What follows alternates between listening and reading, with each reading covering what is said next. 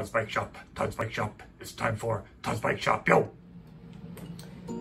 Okay, the next step in getting the wheel ready for use are adding a rotor. So here I have a Centerlock disc rotor for my Centerlock Shimano hub. You see there's no 6-bolt pattern, a hex pattern to put in. Instead, how this goes on is it goes onto the teeth that exist on the left side of the hub here. This is a 180 rotor. I run 180s generally in the front and 160 in the back. And what's interesting here is instead of using bolts to hold it, we have this ring. It's a Lockring, and it says to use 40 Newton meters of torque.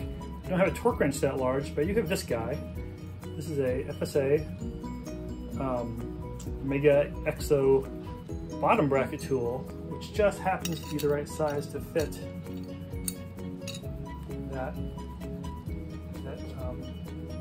that nut. This is a Shimano bottom bracket tool, and it's too small. Right? It's too small to fit, which is kind of a bummer for all the Shimano people out there.